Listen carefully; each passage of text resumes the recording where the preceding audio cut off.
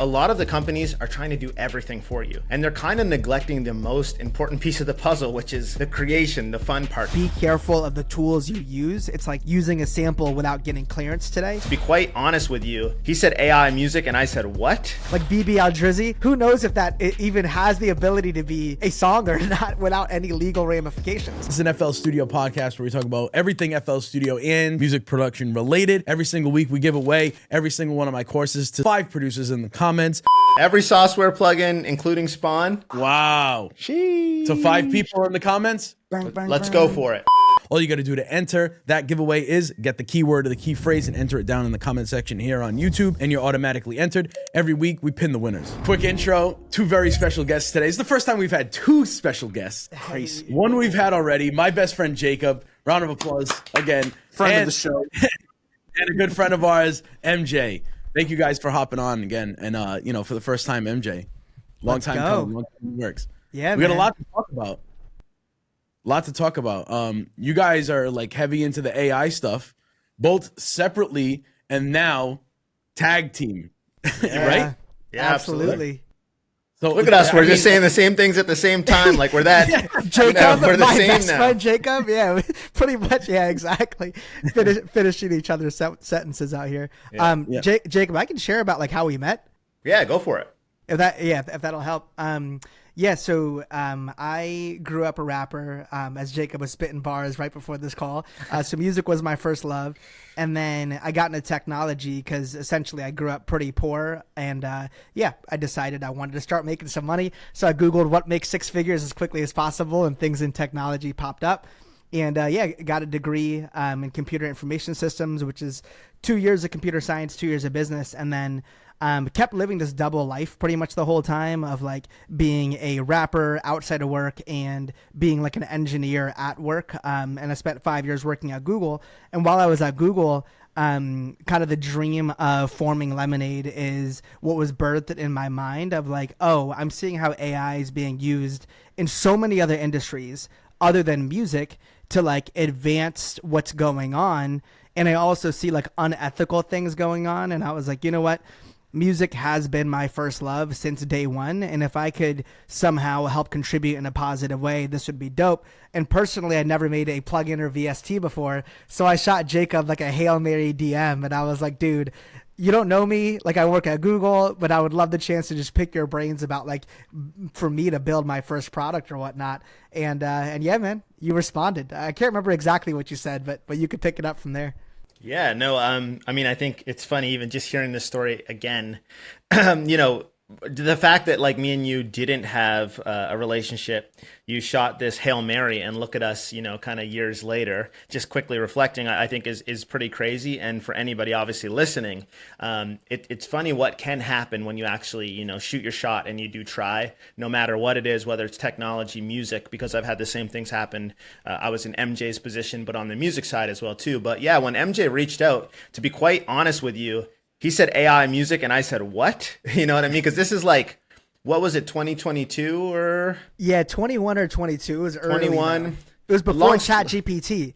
Yes. So you guys have been talking for a little bit. Exactly. Yeah, it was quite a few years ago. And so I had no clue what AI music was, just like the rest of the world. Like we hadn't seen what we're seeing today. And so when he was kind of like telling me, it was a bit mind blowing. But I think the thing that I loved about his approach was like the ethical piece, right? I'm obviously for the producer community. I love the producer community. To hear him, describe what was coming, what mostly likely would happen, but on from his standpoint, how ethical AI could be the counter to that. It was just something that resonated with me. I thought he was a very intelligent individual, and I think at that point I was like, you know what, we can let's see where this relationship goes, and here we are, 2-3 years later with a ethical AI plugin, which is kind of crazy to say, but it turned out to be awesome. One of my best relationships to date. So. Crazy, dude, man. Appreciate you, man. Shout out to Jacob on that. I've literally been to this man's house now and like met his wife and everything. It's awesome. Oh, that's awesome. Yeah. So you guys both mentioned ethical AI. I think that's a big topic that we can really touch on. Maybe discuss a little bit about what that is and what that means to you as a company and as a producer, because right now AI is a huge topic in the producer world and the music world in general. we see a lot of these headlines and a lot of these companies that are coming out, and you can tell that there's no love for the music behind it. And I think, in my eyes, that ethical AI, that's what that kind of means to me in a sense as a producer. When I hear ethical AI, I'm thinking, ethical in the sense of the producers in mind and the creators in mind. Yeah, and for as sure. well as like as revenue is involved and royalties go and all that sort of thing. So I mean, maybe you guys can touch a little bit on that as well. Yeah, for sure. I mean, even going back to the timeline of when Jacob and I were first DMing, like roughly 2021 timeframe, there's a YouTube video of me actually building my first hip hop song using a generative AI algorithm, again, back in 2022. But what was cool about that was like, I feel like we all have a God-given intuition of what's right or wrong. And like, I don't feel like I know that, right? And I think we all know that. And the concept of building a AI model, which is actually just machine learning, it's 3 simple steps. And I'm sure a lot of people know this at this point, but just review.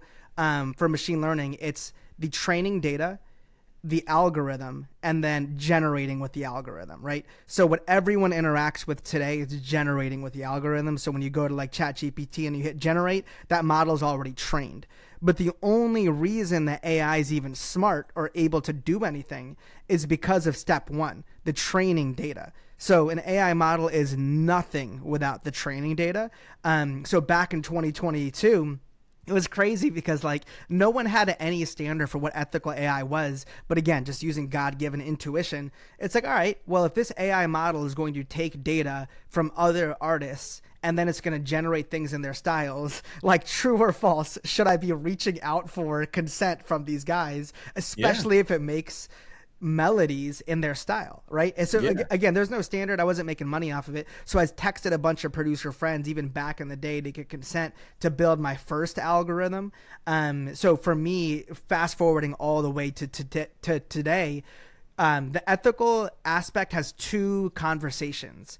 It's 1, the training data, which I would argue is the most important conversation of like, if you're talking Suno, Udio, even Spawn or Lemonade, all these algorithms are built off the backs of the training data, which are literally artistic intellectual property. And if the artist isn't getting paid, that's an extremely unethical, path. So that's conversation number 1 for ethical AI. And conversation number 2, companies that are getting in trouble for that, right? And getting in trouble. That's what Suno got. Yeah, there's lawsuits out right now for Suno and Udio. They've been out for like roughly a year now, where like the major labels are coming after them. But just to like kind of carve out the landscape, if that's one element of ethical AI, the second element is almost like, I think Jacob would have a fantastic point of view of this as well, is like, where should AI start and where should it begin? Should it do full song generation? Should it just do snippets? So there's 2 sides of the ethics, I think. And for me, I care a lot about that training data aspect.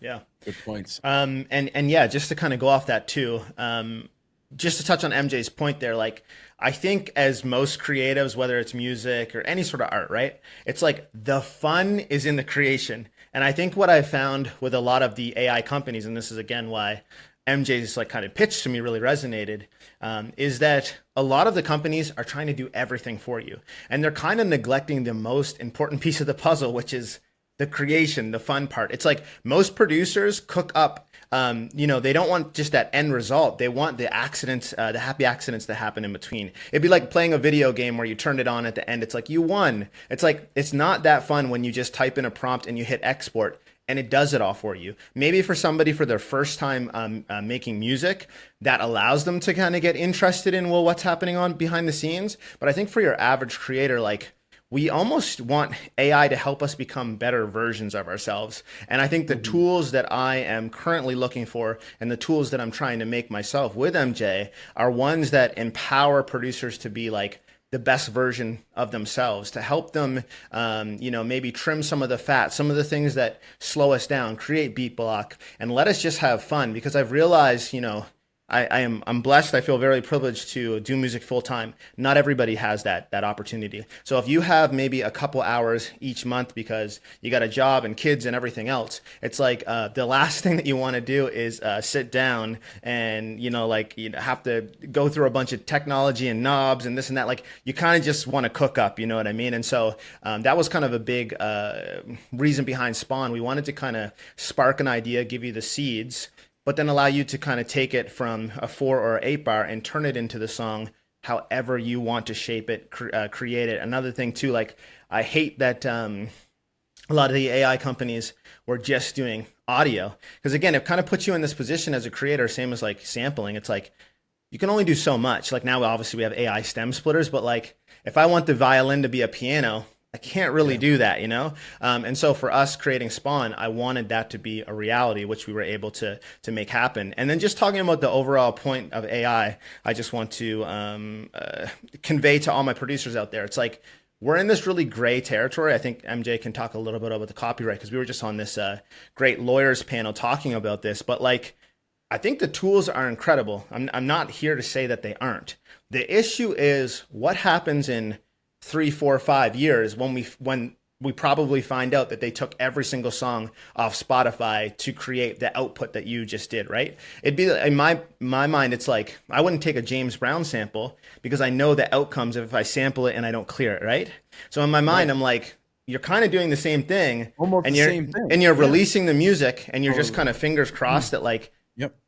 But I think once the data is revealed and we find out a lot of this stuff, it could be a really tricky scenario, especially for the musicians and the producers who actively work. Because if you're getting placements today using some of these AI and they can't tell you that it's ethical, it's royalty free, where are you when that happens in 2, 3, 4, 5 years? So that's something I want everybody to be just aware of, because like I love all of the technology. I think it's really great. I think it's like a shame that they're not considering that like the technology that they're building is based off the foundation that we've all created. If you've uploaded a song to Spotify, there might be a chance that you're in there, and so you should feel like that. How do they regulate that though? Like how do they? I want to know how they found out companies were doing that, and how they're going to find out that companies are going to continue to do that, and how do they catch them? I don't even know. Like I just hear that there's a lawsuit. How do they catch them doing that? Yes. So going back to the fundamental of like how AI works, going back to that concept of training data,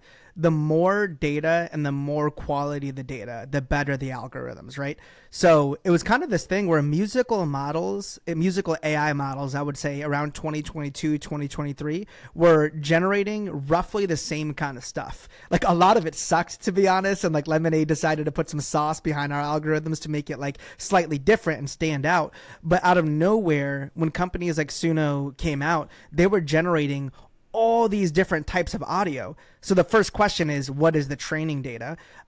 So what people started to do is play around with the Suno platform, and it's crazy, bro, because like there were so many snippets of like generations where the song had like a BeatStars tag in the beginning, like BeatStars.com, or like Cash another one had Cash Money AP, and like list goes on. There's so many examples now. Sheesh. So it's almost like, I think we can all infer at this point, when you have that many examples, like if it's like a 1 + 1 = 2 things. So like one, overnight they can generate all this audio, and two, we're counting so many, we're seeing so many examples of a raw audio format ripped and just like mixed into like a new generation. So yeah, I think it's like not even anything that we need to debate at this point of like they're scraping YouTube, Spotify, and things of that nature. And exactly, the transparency is not there. And here's the kind of like hard part right now. We're kind of in this Wild West period, and I think that's why what Jacob said is so important, of like, be careful of the tools you use. It's like using a sample without getting clearance today, because the Wild West right now is law hasn't laid down the hammer on what's going to happen. And they're so out of touch.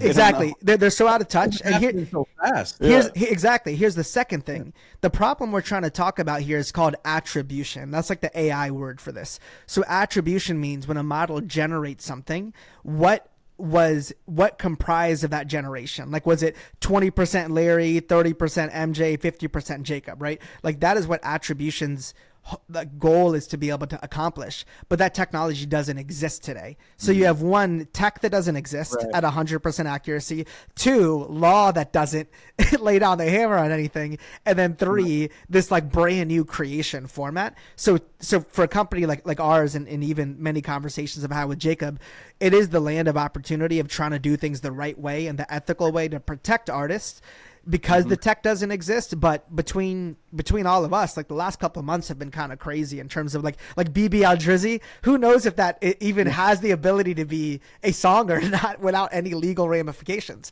Right now, it's a tough, tough thing to get. So a you're final saying, verdict like, on. just to backtrack a little bit, you're saying that the technology that doesn't exist, because I'm so like blind to a lot of this stuff, these terms and whatnot, and these AI, the AI terms. But like what you're saying is the technology doesn't exist to detect if something is or has been unethically generated.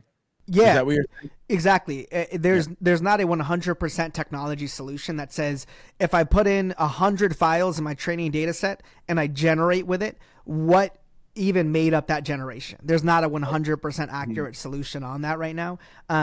So that's not to say we're at doomsday. Like, I actually think there are strategies right now that's like, it's between like a business, legal, and technical problem. And to be frank, Lemonade's working on this right now because we are really interested in figuring out how to protect compensation for creators.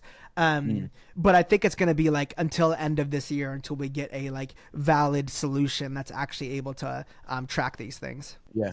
For sure, because it's not enough if an artist is just not going to get fucked over by an AI company. It is the AI company's duty, ethically, to say, okay, we are sourcing artists at these tiers, and we're ready to compensate based on that. Like if your LLM or your data set is reaching from these pools of creators, then it's absolutely the ethical thing to do to make sure that those creators are It is, protected. but that's not the game that they're playing. You Yeah, know it's what I mean? not. And But it's just like, is it even at the point where Suno they can is detect crazy. what they did? well, yeah, even like hearing that, was it the CEO of Suno that was on that podcast? Yeah. That was just, Oh yeah. come on, What you know what I a- mean? what Like a that's, joke, dude. I What a think joke. when you see tech bros like that in here, it's like they don't care. You think they care? They don't care. Who would like you know what I Who mean? would like making music? You know, they're gonna try their best to kind of game the system, put as much money as they can in their bank account, and when the lawsuits come, hopefully it's like the oil companies, like they're willing to drill because if they create an environmental incident, it's like, well, it was actually less it was only a couple $1 million to pay that off, but we made a lot of money over here getting the oil, right? It's the same sort of situation, and I think it's really easy to just look at the history of music, like look at when hip hop was birthed, like again, similar to this wild west of like, well, what is this genre? What is this thing that they're doing? And it's not until years later that you're like, oh, they were taking micro samples, like a snare from this James Brown song or whatever, and then people started catching up and being like, hey, you actually owe me some money here. But now you can see it's grown into this beautiful thing where, like, think of all the loop makers out there. Think of all the people who literally have businesses and provide for their family based off of this whole industry that was created, but it's created off the strength of that community. And I think the thing that we have to be worried right now is that community isn't there. It's being ripped apart by these companies. And if we don't do something about it, it's going to be really hard to kind of move forward. Yep. The first thing that stuck out to me about the Suno example was we were talking to our producer, Merck, and he said, the quality of the recording isn't very good. And I was like, the quality of the recording, like it's printed. And sure enough, the whole thing is baked together into one presentation that you extract from Suno. So if I give you my stems, I don't get stems back, but I get a baked version of, like a whole extrapolated version of what I gave you. But now what do I got though? And I'm paying the subscription? Like what the hell is going on? Like that's crazy. I think it's just more meant for people that don't want to spend money on music that don't make music. Yes. But the thing is that they're the unethical, also the unethical thing that I think that comes into play is they're trying to market it to music creators. Right. Like just market it towards people that don't have anything to do with creating music. And then I not that I see it, something better about that, but I think it's just like a slap in the face to say, hey, you guys don't like making music. Here's my quick opinion on it. I actually don't even know if this is true. This is like a gut reaction. But So Suno is backed by some of the biggest VCs in Silicon Valley, right? They raise 125 million plus. And when you raise that much money, there's insane expectations for like the revenue and user growth that you need to have. Here's my assumption. I think people who actually want to make music are willing to install a DAW and like go through the painful process of like making their first beat for the first time. Even if it sounded terrible, there's the pride of, yo, I effing made that counter melody at like the 45-second mark and no one's going to pay attention except for me. And I love it. There's a joy to it. And I'm making music for the rest of my life. I think the people who probably use Suno for the first time, I think they got an influx of tons of users that made like, they went on a road trip that weekend and they made some fun happy birthday song. And like, they're like, oh, we're on to something. And then they realize they're not coming back to the tool to keep making music because they never loved music. So I think, I feel like they're trying to pivot now. And like, they took this like brute force, jam everything into the oven, don't care about the ingredients and just see if it will serve to an audience. And now I feel as if they're like, oh crap, we need to go after an audience that has retention and people coming back to our tool. And I think that's why they're marketing now more towards music producers. But here's the thing, I'll say it loudly and boldly because I'll give them the script and they still won't do it. The only way to build AI models for musicians is to do it as a musician would. And that's how like Jacob and I, like we jam out, and like my co-founder Ani, it's amazing the calls that we have. Cause like to your exact point, if you put in stems to a model that can only generate everything, it's not going to generate stems because the model was never built to generate stems. However, if you put in individual stems to build multiple models, that's like a stem generator. Now you're talking about what a producer could actually use that's useful. But do you know how much harder it is to build an individual stem generator versus building an all-in-one song generator? The all-in-one song generator is hype because it's got a bigger dollar value associated with it. But a producer doesn't care about that, at least in my opinion. It's like, can you get the stems? And that's why, to be frank, we even started with a MIDI. We're like, what's the lowest ingredient that you can start with? And it's MIDI. And like, we're scaling up from there. We're taking the opposite approach. And that's why I think our adoption with producers have been great. Like, you really touched on something, MJ, that I feel the same way about, and I know all of us do, all of us producers and music creators in general. Like, you, even if it sucks right out the gate, like you starting to learn how to make beats and make music right out the gate, it's gonna suck, but there's something about that in human nature, and that, I think that goes for anything in any field. When you start from the very bottom and you build up, you just have this like gratification that you can't replicate with an AI software or anything. Like that human nature aspect, that dopamine rush that you get, everybody will get that. That creates music at a certain point. When you start using AI like that, that just does everything for you, and there's no life in it. That's not for the creator, like you guys do. Like you guys focus heavy on that. And when I use Spawn and when I use Lemonade Seeds, I get that gratification still because I know that I'm still flipping the shit out of this MIDI or this sample, whatever it gave me. I know that I'm putting time into creating whatever it is I create out of those plugins. You don't get that. You know what I'm saying? So like a musician going into any of these unethical softwares and not even talking about the royalty side of things and the compensation side of things, just the creation alone, it's just not going to hit. And I feel like that side of it is just not going to last until they make, and I think like you said, they're realizing it now and they're kind of pivoting, and a lot of them will start to pivot or just fold, Yeah, they look really silly. Yeah, for sure. And like, I mean what I said earlier of like, I mean, Jacob, how long did it take us to build Spawn? I mean, if you're considering when we first started talking, I mean, it took years, you know what I mean? I would say like, in my opinion, probably close to 2 years from like our first sketch that we did into actually getting it done. And I think both of us even see like the potential of like what's ahead with it. This is just the seed of it. So yeah, it's an incredibly like hard thing to do and a new thing to do. But to your guys' point, I think it's so important because for the next Jacobs, MJs, whoever it might be, it's like if we can shave a little bit of that time off and get them connected to the music more quickly, it becomes fun. Then it becomes a passion. Maybe it becomes a career, but it becomes one of those things I think for a lot of people that gravitate towards music where it has I don't know, I don't want to call it like protection or saving, but like it can keep you off the streets. You know what I mean? It can keep you motivated and doing things in a positive direction. And I think a lot of people really resonate. That's beautiful, That's man. why they come to music. That's why they love music. And it, again, it's a shame to lose that because those kids aren't going to have the same opportunity. You know what I mean? Yeah, Right. for sure.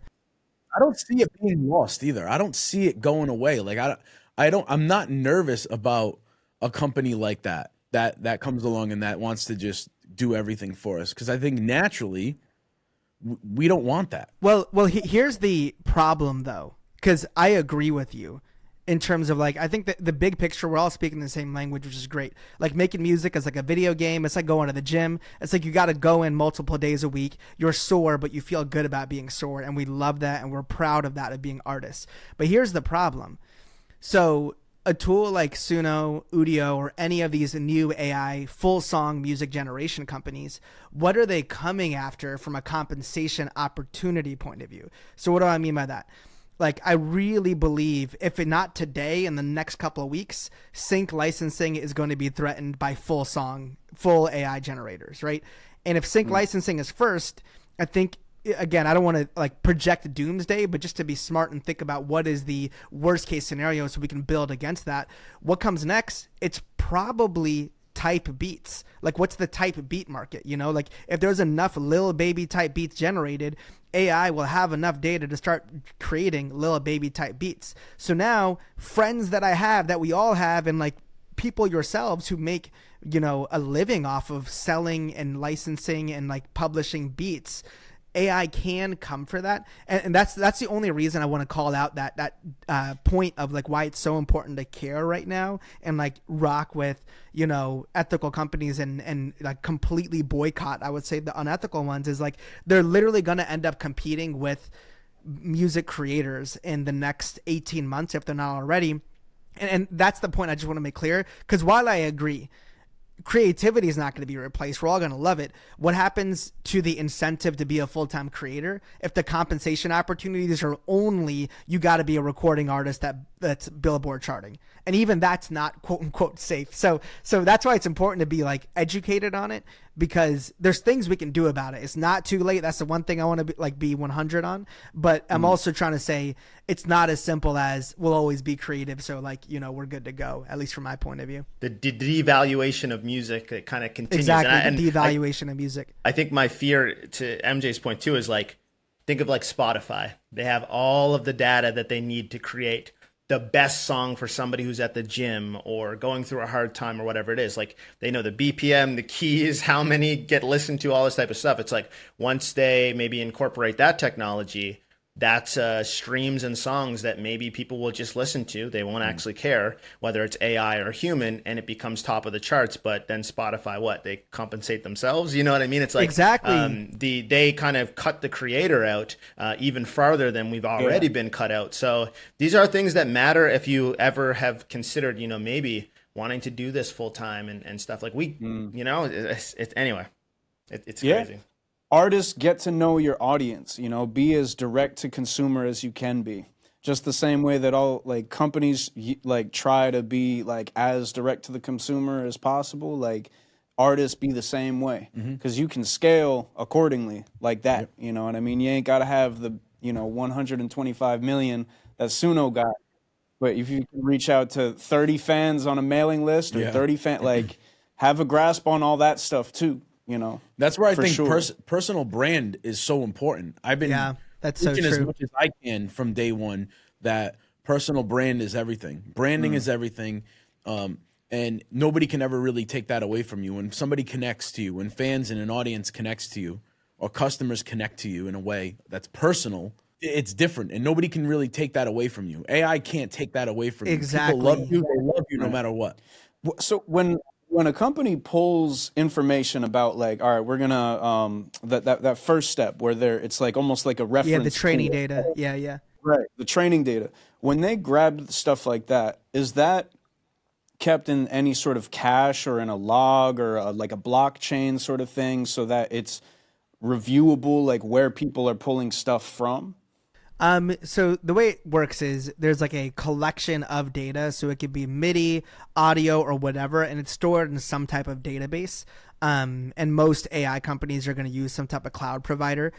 So it's like for us, we use Google Cloud Platform. So all of our data is stored in Google Cloud Platform. Then that data is then fed to a computer. And again, typically in the cloud. And these are like very high GPU, CPU machines. And on that computer is like code, like an actual algorithm that's hosted.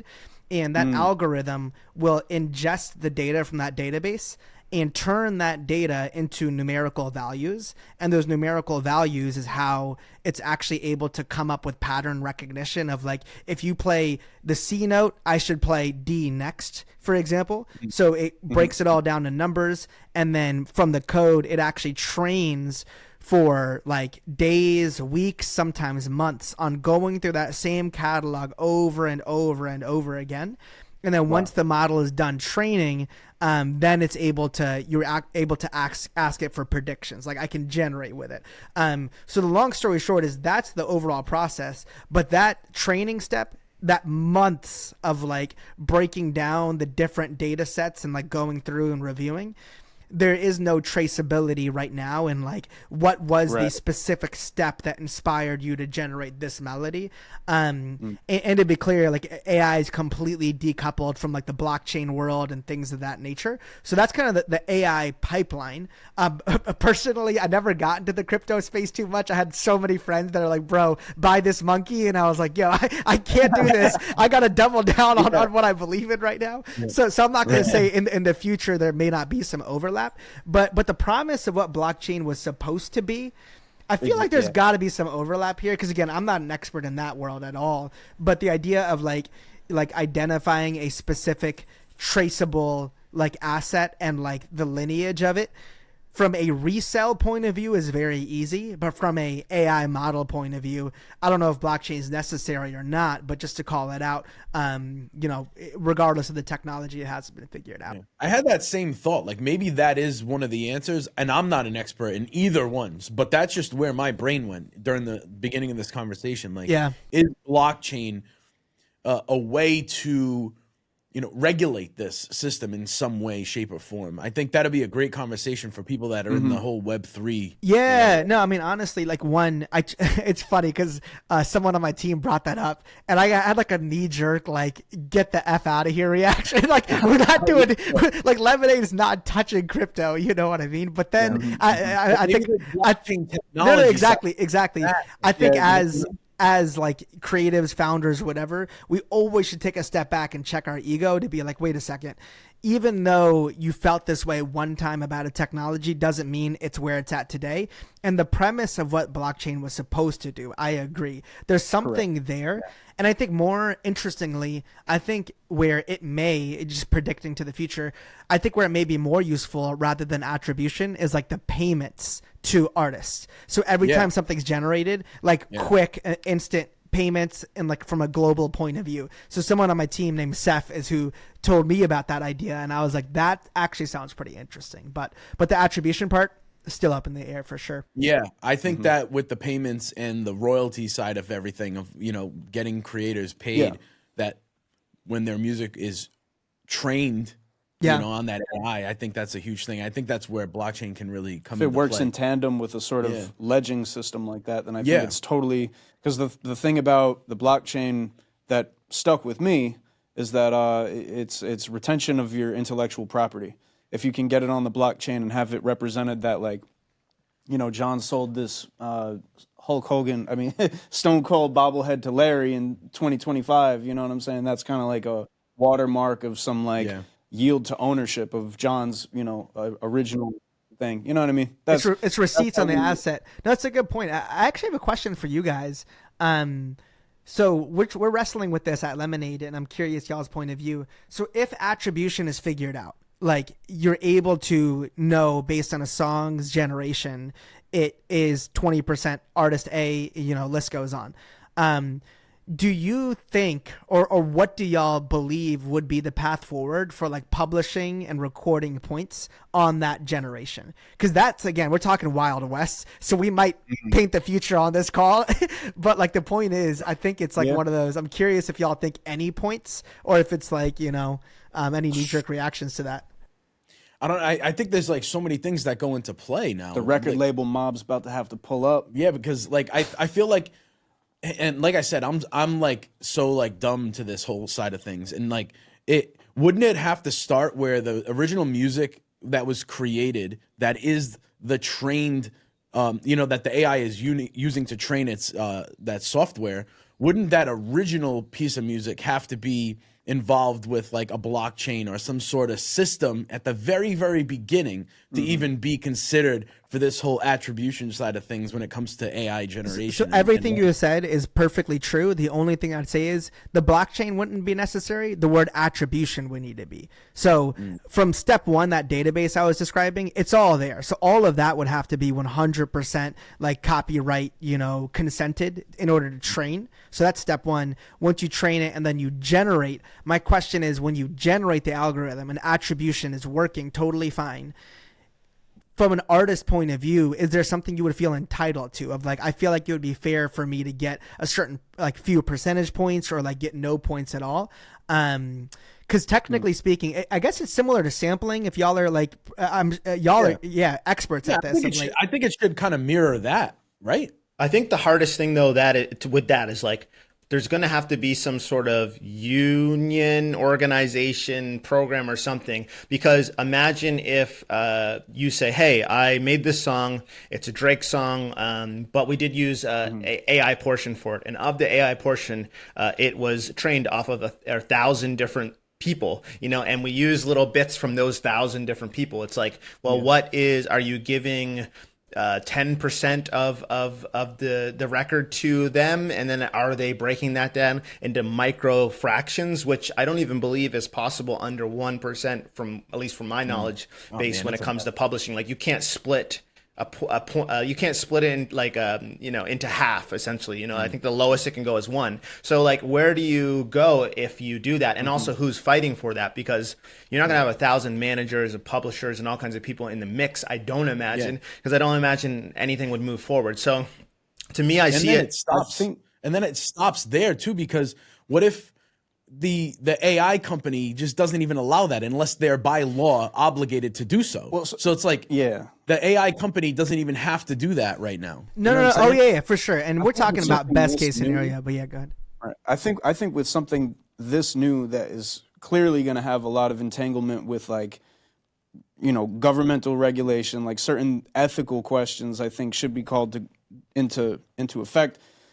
Canada, they've got this whole thing where 20% of their radio is playing Canadian artists. Yeah, it's actually 50%. So he's from Canada. It's 50%. It's a law, 50. Actually. You have to have 50% Canadian artists being played. Yeah. Wow.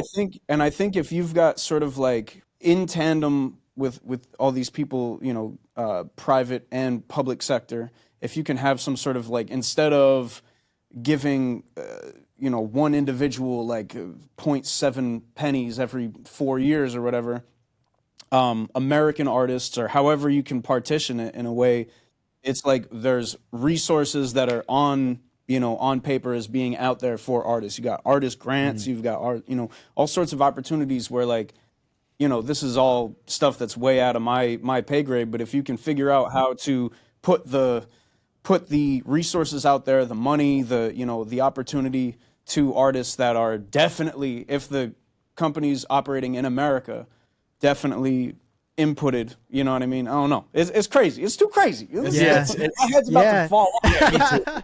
I think like I don't know about today. I don't have an answer for that. I think about the future though. I think this is where like, again, that ethical piece comes in, because I think if there's more lemonades out there, for instance, right, you're going to have more companies that want to ethically train. Well, they're going to know where their data is from. And eventually there's going to be the technology that can monitor what's being used where. And I think we will use those services as producers, which is, even in building Spawn, like I've been surprised I always feel like, at least from what I see online, everyone's so negative about AI. But when I reach out to my friends and ask them to be a part of Spawn and stuff, everybody said yes. You know what I mean? So I think that there is a willingness, and people do want to be included and a part of something. And so I think these companies hopefully will be built, and in the future we will then allow those companies to use our music. We'll say, hey, you absolutely can use this. And to your point, I don't know how it's distributed, but maybe Lemonade collects every quarter X amount of dollars, which then evenly gets distributed through everybody who was willing to put the data in, or something of that nature. It obviously could work many different ways, but like I feel like there's going to have to be sorry, waving to my mom. I feel like there's going to have to be some sort of I think understanding that like where we are today, we're probably going to have to run it back the same way we are right now with even some classic samples. Like I remember when Mobb Deep's, I think it was Shook Ones or something, like they finally were able to crack the code of like, oh, where did that piano sample come from? I think that's going to continue for a very long time, but hopefully moving forward in the future, we have companies that are like, we are working and partnered and we are doing this for your benefit, the same way a SOCAN or a ASCAP or BMI or some of these organizations are there to kind of protect and represent you, you know? There we go. Come on. Put a bow on it. All right. Jacob. Let's start building. Let's start building. Crazy, right? Real. You get me AI royalties. You pay me. You pay me. That's right. Yo, I think it's the time we'll do the keyword. You guys want to come up with the keyword and key phrase today? We haven't done this in a bit. I mean, I think we have to. It's ethical. Yeah, ethical. Keyword. The keyword for I the feel day like this is a children's program all of a sudden. We're gonna have Big Bird come on. But yeah, so comment ethical down in the comments on YouTube, and you'll be entered to win every single one of my FL Studio and production courses from mehelpme.com. And if you guys want to add anything to the pot, I know Jacob, we did this last time you were on. Do you guys Everything. Let's do it. Everything. Every software plugin, including Spawn. Wow. Sheesh. So 5 people in the comments. Let's go for it. All right. Wow. Yo, you heard it. Put the pressure. Yeah. In my mind, I'm like, oh, not one? Uh-oh. They put me on the spot, Larry. The couch back there. You got some nice plants. Yeah, exactly. But yo, Everything I in frame. Everything there. But yo, I appreciate that. Yo, thank you for coming on. Thank you for the time. Yeah, and I think conversation. we got to awesome. wrap it up. He's got a session in a few. We got to continue this conversation and do more of this. I'm gonna be doing a lot of producer talks and stuff, especially on X. We're doing some stuff really dope to have you guys come on there and talk about this stuff as well, because I know it's a spot that I think we can also get some Web3 people involved and really start to like further that conversation as far as like maybe a blockchain getting involved at some point, you know. But with that being said, please guys plug away the websites, the plugins. You guys have Lemonade Seeds, you got Saucewares, Audio Spawn, everything. Just go ahead and just like list, like give us something. I think first and foremost for both of us, please go to tryspawn.com. Check out Spawn. Hopefully through everything you heard today, like you can see that myself and MJ, we're for the community. We're trying our best, and the support actually does go a long way, because like, those big VC-backed companies that are just ripping off your music, that's not us, at least from Sauceware's standpoint. Like, we're bootstrapped. Everything that we do, we truly try and do to help benefit the producer first and foremost. So all the support really helps there. It's tryspawn.com. Go check it out. I think you'll have a wonderful time, as many other producers have. And that's all I wanted to say. Dope. And I'll just add to this. So rather than like any of the Lemonade products, I would say like direct products, just getting more educated on this ethical AI conversation is the most important thing that I would plug. And on our website, lemonade.ai, if you click on the blogs, there is an entire article I wrote about ethical versus unethical AI, where if you just spend 10 minutes reading that, you'll know so much more than the average person about what does unethical AI actually mean. And it also gives a list of companies that have a quote unquote ethical stamp that are like actually safe to use within your music production. So I'd say that's the major thing I want to plug. Just get educated and just be careful out there. Awesome, guys. I really appreciate you guys hopping on again and educating us on this side of things, because I know a lot of people don't know much, especially me. So I want to say thank you. Thank you for what you do for the community. Thank you for everything you've done for me and us and hopping on the platform. And yeah, we got to continue this conversation again soon. So with that being said, if you haven't already, please make sure you like, comment, subscribe. And as always, share this with a friend if you get me.